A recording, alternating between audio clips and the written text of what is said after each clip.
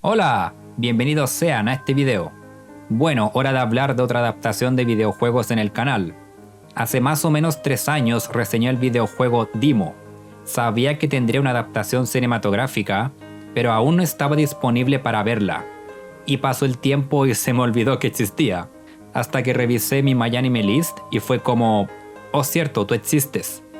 Y descubrí que ya estaba disponible para verla, así que aquí estoy. Se estrenó en febrero de 2022, producida por Production IG y Signal.md. Antes de empezar les digo que no solo voy a spoilear toda la película, pero además la historia del juego, ¿de acuerdo? No quiero que venga gente a reclamar por contar toda la trama, como pasó en mi reseña del juego, siendo que ahí salía clarito que habían spoilers, así que debo asegurarme al 10.000% que les quedó claro. Así que, ¿se entendió? Bien. Pasemos a lo técnico. La animación pues usaron modelados 3D con captura de movimiento, además de aplicarse el shading.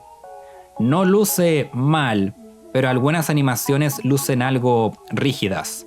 Si fuera para televisión sería ok, pero para una película estrenada en cines sí creo que no está a la altura.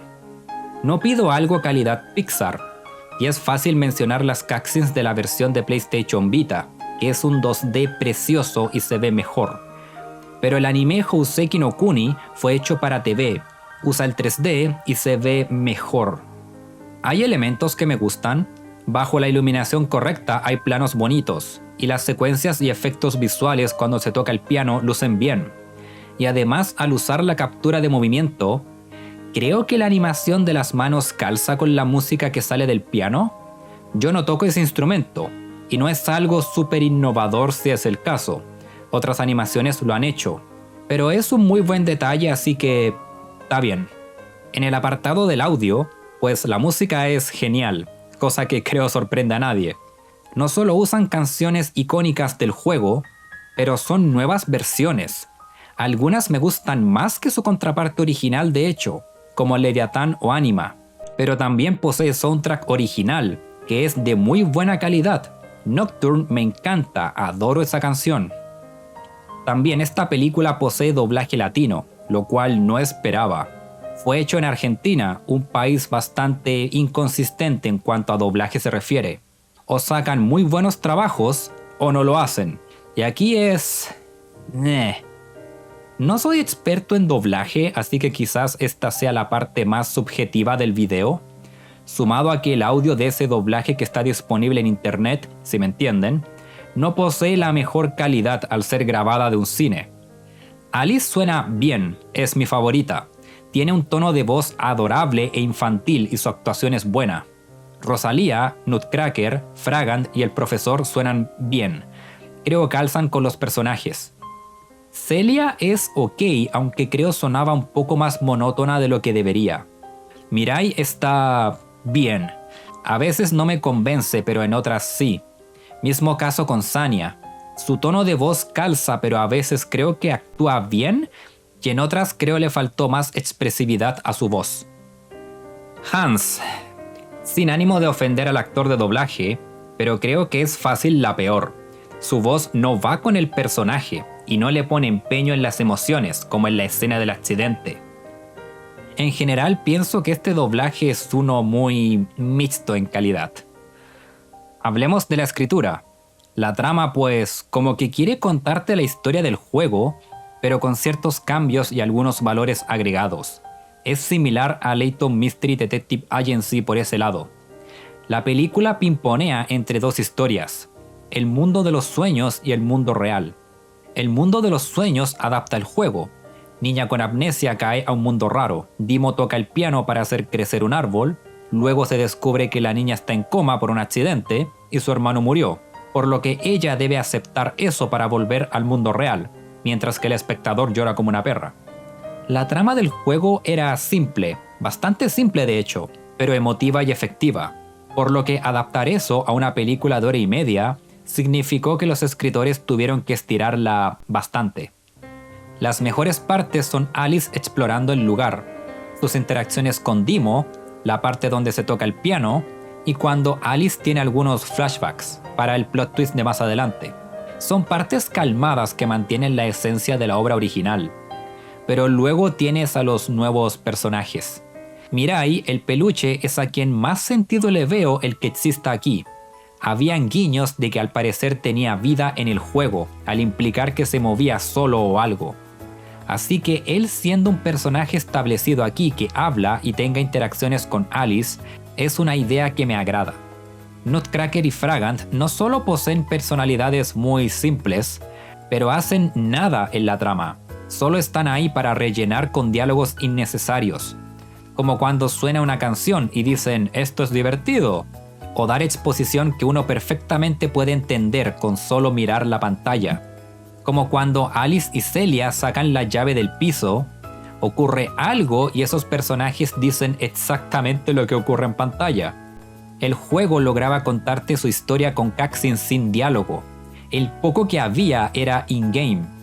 No digo que tener diálogo en la película sea un crimen contra la humanidad, pero esta exposición te hace sentir que la narrativa de la película es inferior a la del juego. Siguiendo con los personajes, la explicación de quién es Celia y ayudar en la secuencia de los engranajes del reloj, todo eso pudo hacerlo Mirai él solo. Fragant y Nutcracker están de sobra aquí.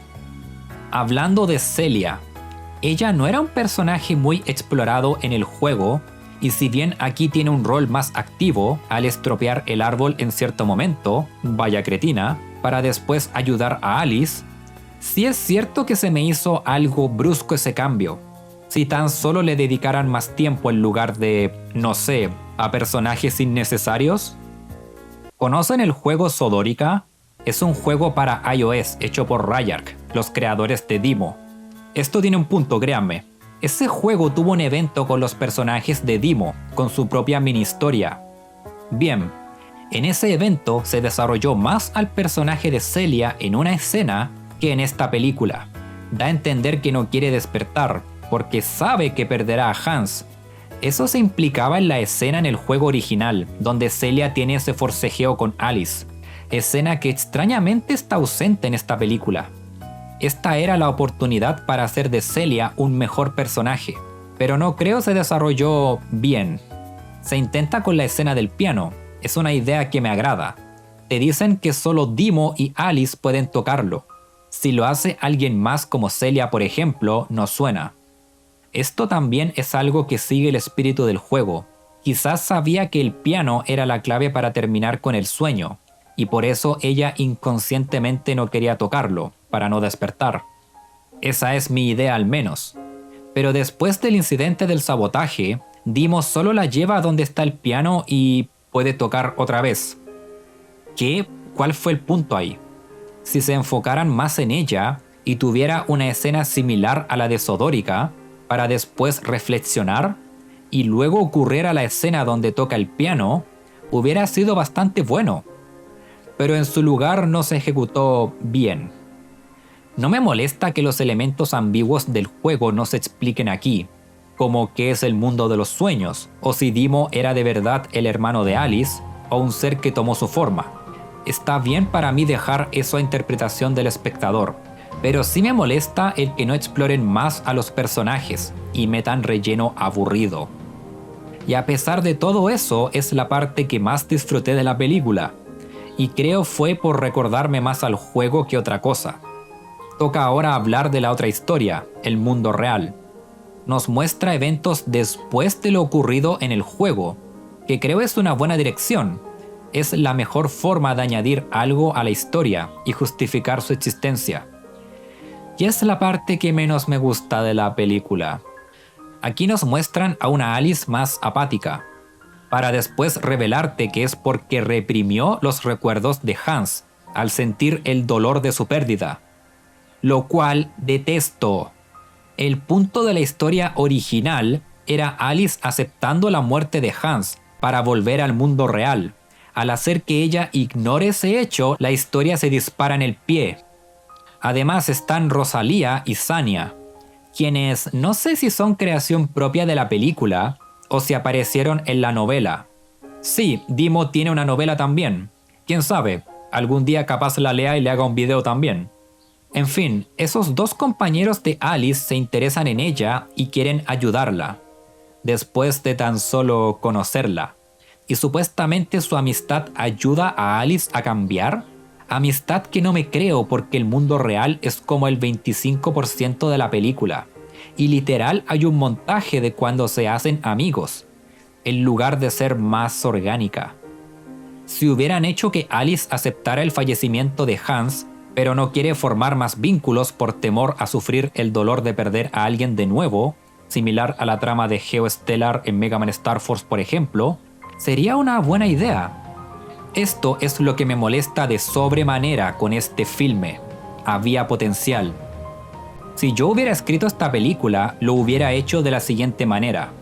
Los primeros, no sé, 20-30 minutos serían seguir la historia del juego, quizás añadiendo a Mirai y desarrollando más a Celia. Luego ocurre la escena de Alice subiendo a la plataforma y se revela todo, y ocurre un raconto, básicamente un flashback pero largo. Aquí mostraría los eventos previos al accidente, no solo para explorar más al personaje de Alice, pero además a Hans. Una de mis quejas con la trama del juego era que Hans no era mucho un personaje. Sabíamos casi nada de él, salvo que fue un buen hermano mayor y tocaba el piano. Al contar lo sucedido antes del juego, podría mostrar quizás el cómo Hans desarrolló su amor por el piano, o qué otras cosas le gustaba. La película como que hace esto, pero en un solo flashback, así que no es que se explore mucho que digamos.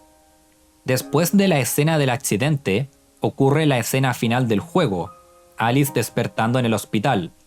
Ahí llevaríamos quizás 60-70 minutos de película. El resto sería Alice sobrellevando la muerte de su hermano en el mundo real. Y quizás Sania y Rosalía podrían estar ahí y ayudar a Alice al ser sus amigas, o volviéndose sus amigas. Esas son solo ideas mías.